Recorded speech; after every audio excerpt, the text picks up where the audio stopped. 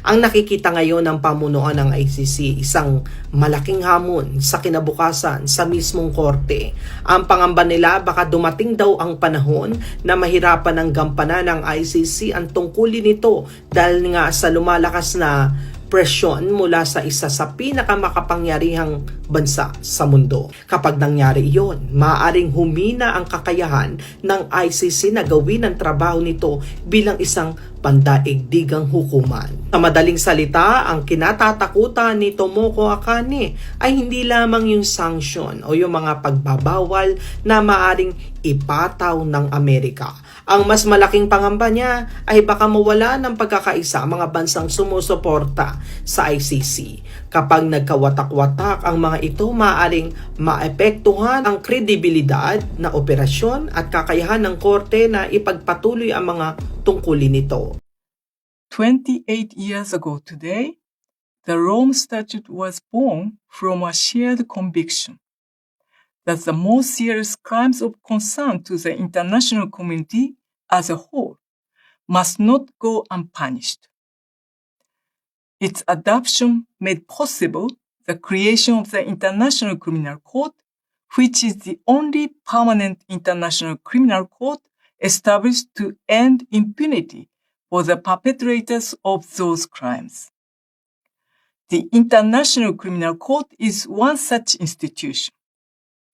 By exercising its jurisdiction over individuals accused of committing the most serious crimes of concern to the international community, the court provides a necessary mechanism for accountability and offers hope to victims of these grave crimes.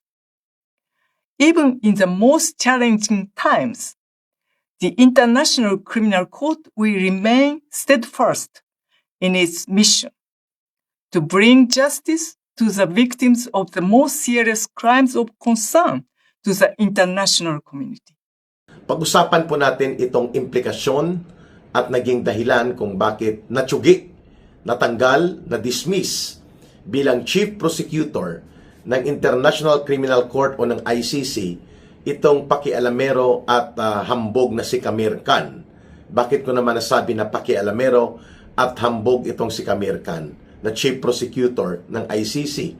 Sapagkat ito po ang naging kapartner nila Trillanes at ng grupo nila, pati ng mga operatiba ng CPP, NPA, NDF, kagaya ng mga taga-NUPL, National Union of Patakas Lawyers, para po isagawa ang bogus, illegal at maanomalya na case build-up at investigasyon laban kay Pangulong Rodrigo Duterte. Matatandaan natin na 2019 March, nag-take effect po ang effectivity ng withdrawal of membership ng Pilipinas sa ICC at hindi na po tayo sakop ng anumang treaty obligation sa ilalim po ng Rome Statute para mag-cooperate pa o kilalanin pa ang ICC since March 2019. Pero itong pakialamero at hambog na si Amir Khan bilang Chief Prosecutor, sa kanila po nagsisimula ang mga investigasyon, case build-up, ang pagsumiti ng mga reklamo formal sa Chamber of Judges ng ICC.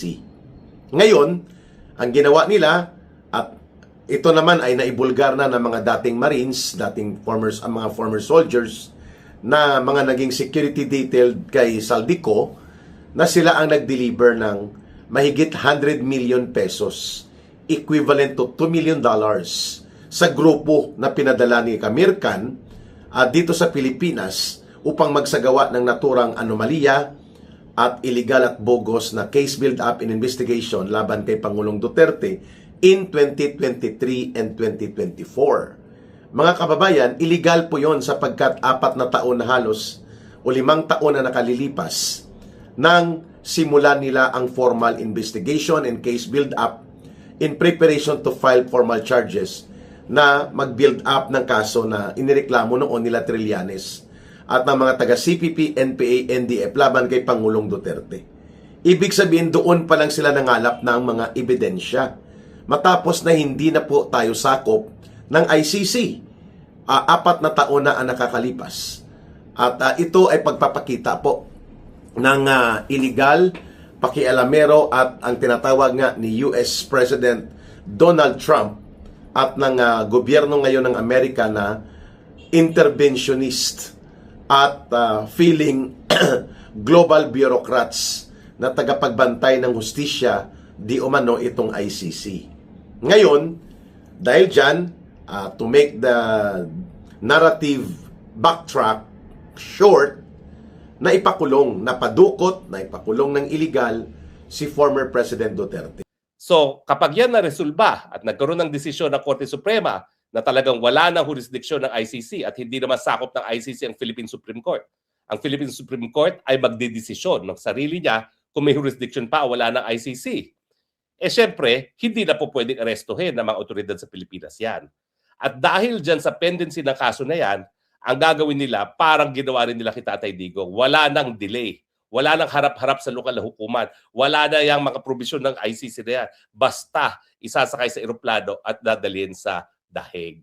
Kaya nga, listo rin naman ako doon sa legal team na binuo ko. Maski hindi ako makakapasok ngayon dahil wala pa akong travel document, at least sigurado na may legal defense kaagad si Bato. Bakit kailangan yun? Kasi nga po, ang daming ambulance chasers dyan sa ICC. Nakakadiri ang mga abogado na magpepresenta sa kanilang mga sarili para maging abogado ng mga akusado sa ICC. Bakit? Kasi meron nga po legal aid. Miski walang pera yung akusado, malaki-laki yung legal aid. 30,000 euros a month yun for a team. Actually, maliit yan kung ikay nakatira sa Europe. No? Pero po pwede na rin. At saka yung prestige kasi of having said na umarap ka na sa ICC. Yun ang pinaglalabanan dito.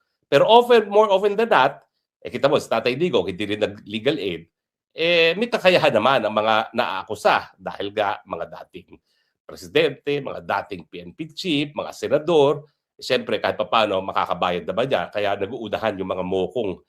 Alam nyo, dati, naging vice president pa ako ng International Criminal Bar, vice president for Asia. At taon-taon, nagpupunta ako sa pagpupulong namin habang binubuo yung ICC bar. At dyan nga po, naging unang presidente itong si Peter Haines, kaya narekomenda dahil siya yung naging presidente ng ICC bar. At aktibo-aktibo po ako doon sa pagbuo ng ICC bar. Tumigil lang ako mag-attend kasi lahat ng mga meetings namin annually, gastos ako ng gastos. Wala naman akong kliyente. So lahat yan, talagang sayang lang, tinatapon lang ang pera. Tapos pagdating doon sa pagpupulong, mag-aaway lang at saka ang mga French at English lawyers kasi matindi yung competition ng French at English lawyers. Kasi ang language ng hukuman ng ICC ay French and English. So banatan lang sila na banatan at kung mag-away sila, ibang klase, talaga sigawan, kulang na lang, magsuntukan. Sabi ko, wala naman akong kinikita rito, titigil na ako at hindi na ako nag-active doon sa International Criminal Bar.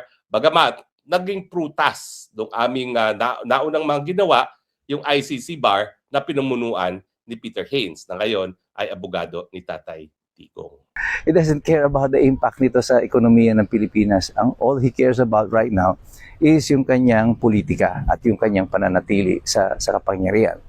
However, Donald Trump is a different breed of man. Ibang klase itong si Donald Trump. And he takes rejection not too lightly. At yung ginawa na ito ni Marcos is now he is stepping away from the good graces of Donald Trump. But I don't think he was ever in the good graces. Pero makita ninyo yung sumunod na pronouncement ni Marcos. Pagkatapos siyang tawagan ni Donald Trump, gusto daw niya ng reset ng pakikipag-ugnayan o ng relasyon natin sa China. Ayun, bigla siyang nagsisip-sip sa China. Pero yung kanyang Coast Guard at saka si Gibo Teodoro ay binabanata naman ng China. At mukhang itong administrasyon na ito, litong-lito na. Pati pagdating sa foreign policy, hindi na nila alam kung ano ang kanilang susundin. And this is going to spell disaster for this government. Kasi sila ay nagpipilit na mamangka sa dalawang ilog na ang bangka naman nila ay hindi pa nga bangka. Balsa na antique. Dito pinapakita nila yung kanilang inexperience in so far as international diplomacy is concerned. Bakit ito lumalabas ngayon?